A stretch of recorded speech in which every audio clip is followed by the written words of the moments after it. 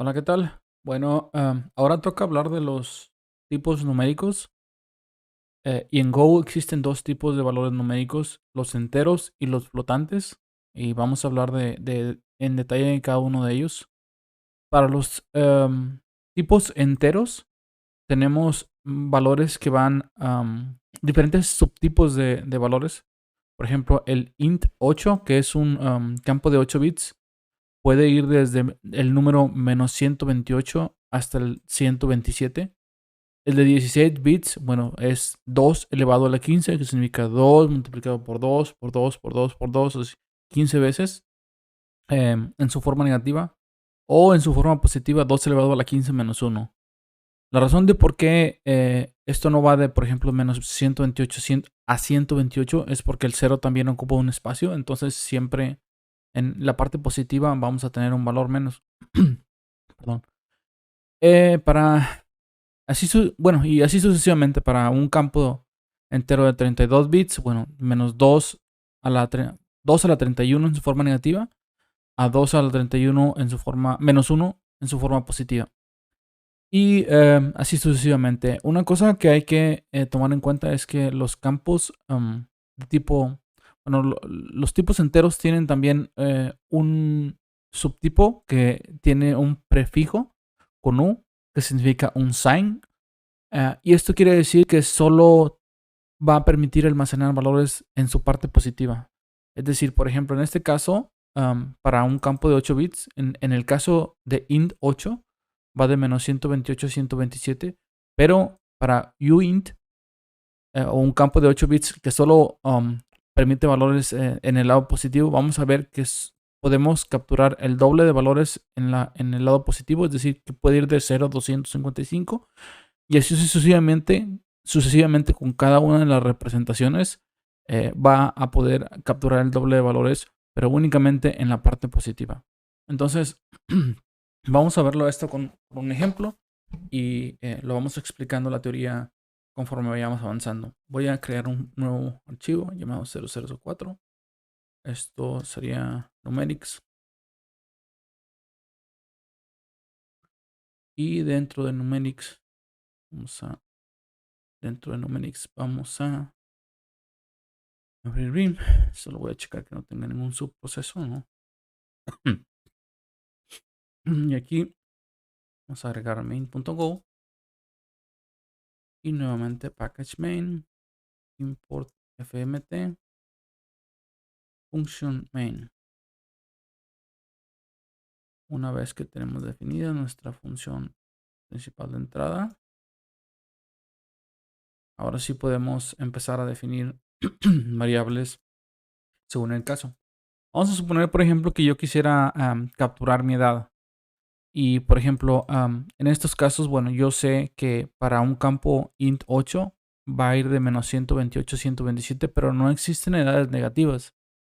Entonces, una opción directa sería utilizar int, que es el equivalente a decir que vamos a usar, creo un campo de 16 o 32 bits, no estoy seguro, edad int. Y a partir de aquí ya puedo yo asignar valores a la edad. Entonces, edad es igual a 24 y imprimo aquí. Oh, print line. La edad es edad años. ¿Listo? Y vamos a ejecutar el programa.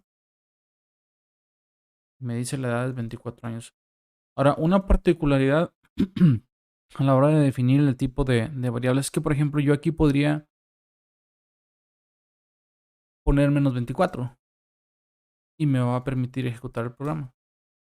Pero como sabemos nosotros que una edad no puede ser negativa y no puede ser un número mayor de determinado valor, lo ideal es que para cada uno de los casos yo elija el tipo de campo numérico que esté más acotado al valor que deseo capturar. Por ejemplo, la edad de una persona difícilmente podrá ser de más de 255 años y en ningún caso podrá ser menor que 0. Entonces,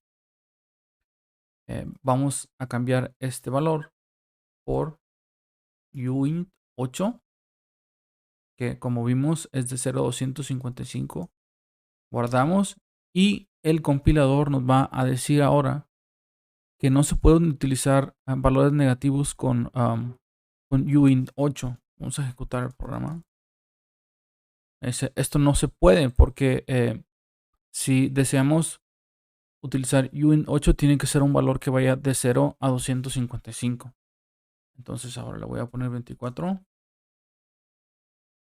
y voy a ejecutar el programa y va a funcionar correctamente.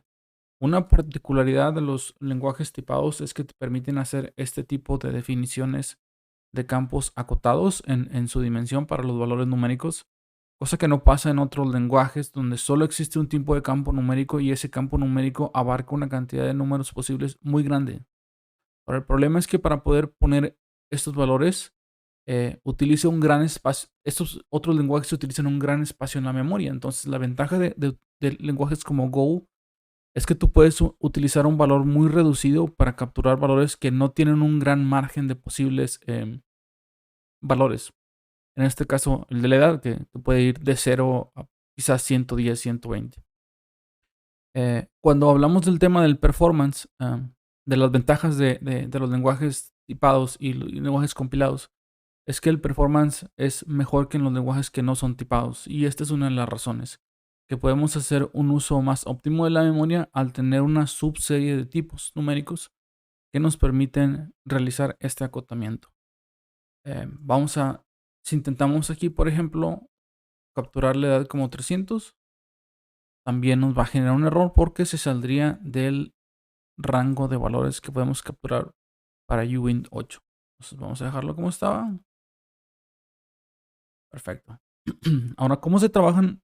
¿Cómo maneja el ordenador, la computadora, los valores? La realidad es que cuando nosotros trabajamos, cuando nosotros escribimos código y este se convierte en código máquina, la computadora solo sabe operar con ceros y unos. Esto es lo que conocemos como sistema binario.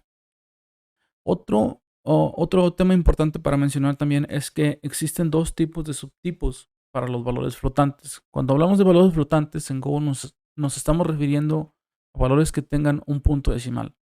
Como mencioné en un capítulo anterior, cuando nosotros, por ejemplo, trabajamos con valores que ocupan decimales, no podemos utilizar enteros, tenemos que utilizar flotantes. Entonces, en Go hay dos tipos de valores flotantes, float 32 y float 64. La única diferencia entre uno y otro es la cantidad de espacio o decimales que se pueden almacenar. Para el caso de los 32 bits, sería el más pequeño. Y bueno, 64 sería un valor mucho mayor. Pero bueno, en este caso vamos a trabajar un campo que en realidad no ocupa tantos decimales. ¿Qué sería en este caso el peso? Una persona, vamos a suponer que el peso de una persona es 80.5 kilogramos.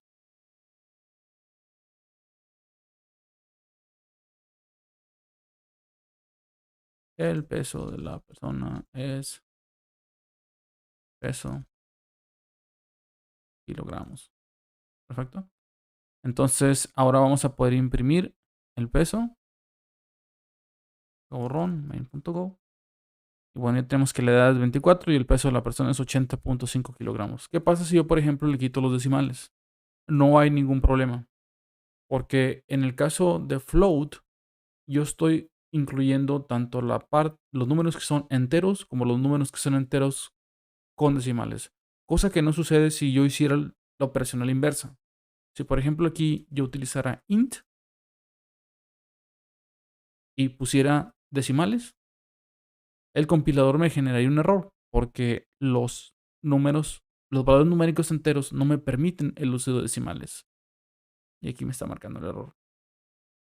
No se puede. Entonces, ojo con eso. Siempre tiene que ser float 32 si queremos utilizar un campo de 32 bits para propósitos digitales. Propósitos de decimales, perdón. O un campo de 64, float 64 si queremos utilizar 64 bits para un campo flotante con n cantidad de decimales. Otros valores que impliquen valores flotantes, por ejemplo, sería la altura también. Vamos a suponer que alguien mide 1,82 metros. Print line. La altura de la persona es altura en metros. Y faltó definir aquí la variable. Una forma de definir múltiples variables iguales es solo separarlas con coma, siempre y cuando estas sean del mismo tipo. De tal forma que yo las puedo hacer así, o las puedo poner así. Es igual en ambos casos. ¿Sí? La altura de la persona es 1,82 metros. Entonces, como breve resumen, habíamos comentado, Go tiene dos tipos de valores numéricos, los enteros y los flotantes.